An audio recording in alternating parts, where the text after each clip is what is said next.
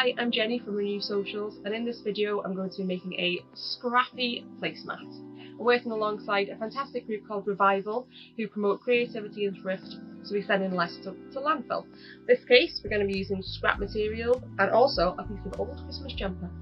The PDF of today's tutorial will be in the notes, and if you need any further information, please do get in touch at info@renewsocials.co.uk.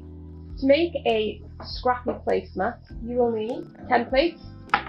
I'm using one of my other placemats, but you can just hand draw a template, do circle, you can do coaster size, whatever you want. You need some thick fabric. I'm using this jumper, which is left over from another project. Have a look if you can find my Christmas stocking patterns. So we've got the jumper, we need Pritt stick, and fabric scraps. Start with your thick fabric. So this is going to be the base of the mat and what we're going to sew everything to. So I'm going to try and find a piece that's big enough to fit my mat. Remember, you can make this big or small, you can make a runner. I quite fancy making a quilt or like a blanket out of this because it would be so nice. But I think I'll just be able to get it out of there. So what I'm going to do is just cut roughly around the jumper, just so it's a bit easier to use. So we don't want to cut out the exact shape and size of your mat at this point. There we are. So you can see we can fit that on. I'm going to draw around there. So we've got the size of our mat. I like to use Crayola washables for that exact reason. They wash off fabrics really easy. They're non-toxic and they're much cheaper than fabric pens. You can get a whole pack for the price of 2 fabric pens. And there we go. So that is the size of your mat. So now what we're going to do is fill this in with fabric scraps. That's where Pritt stick comes in. So I love a glue stick for loads of fabric projects where it's just too difficult to pin, or for a project like this, it makes it so much easier. Basically, you get your fabric scrap. This is a bit big, so I'm going to cut a little bit off. Now it's a bit wrinkly, but I'm going to iron it all afterwards, so it'll be fine. And then put some Pritt stick on. Whack it on. Don't worry about covering the lines, because once it's completely covered, we're going to redraw our shapes. You can use any fabrics you like for this, but I think it'd probably be better if you try and use the same fabric type. So for this, I'm using all cotton. This is all, well, I think this cotton might be a little bit of poly cotton, but like I wouldn't mix the textures too much, only because you might end up with a bumpy placemat. And then just keep going and cover the whole mat.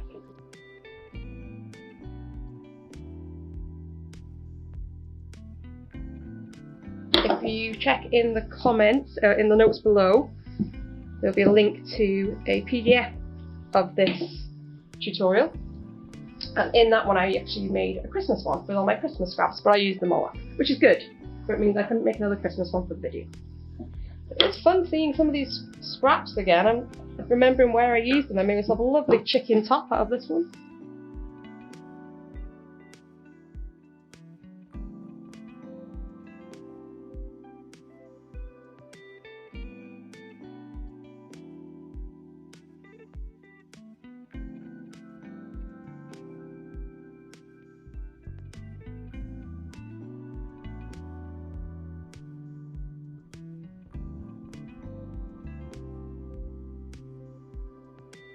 And so I use the smallest bits of fabric I can, and then everything else gets popped in the scrap bag.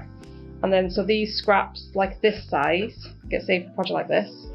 And then the even tinier scraps go to my son's nursery, and they get used for art projects. So it's good to try not to waste anything if I can.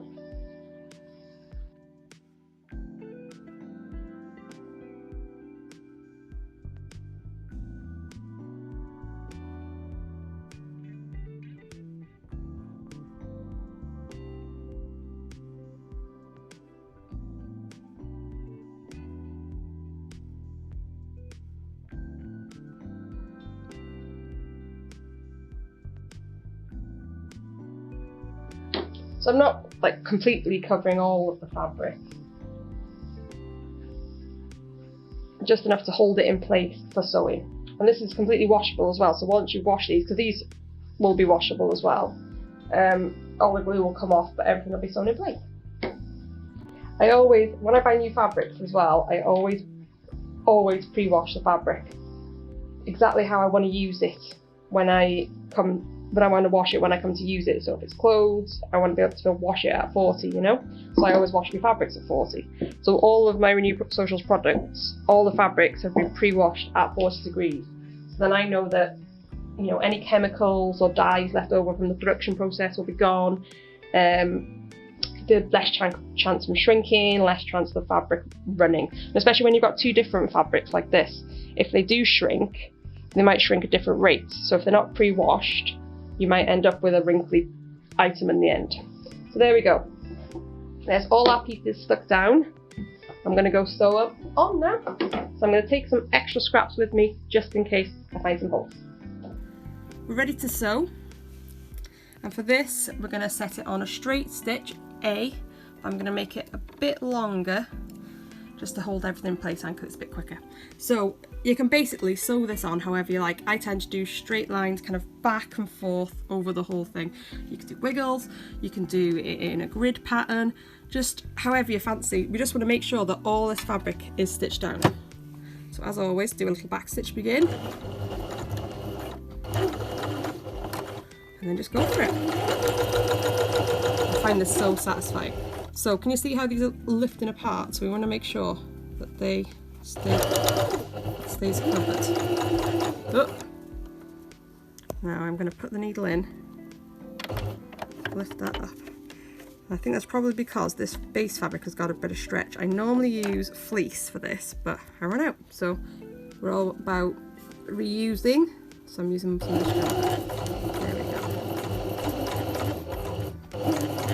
Normally I would cut these little threads off, but I'm kind of liking them today.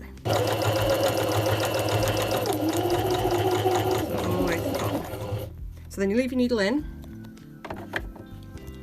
Sorry. I'm going to turn. I'm going to go diagonal this time. Just want to make sure as you come to the different fabrics, you slow down and make sure they go underneath the foot of the sewing machine. And you can hand stitch this down as well, no problem at all. Actually, would be a really nice kind of sat on the sofa watching TV project. So we've got a little hole there.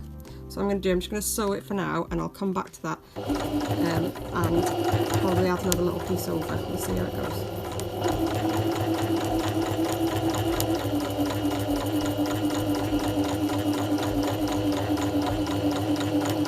And then we just do that over the entire thing.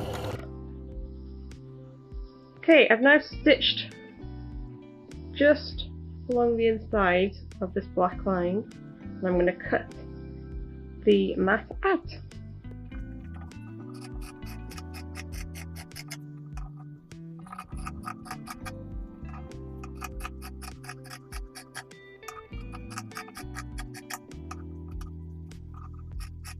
There we go. There we have our finished placemat. That is adorable, if I say so myself.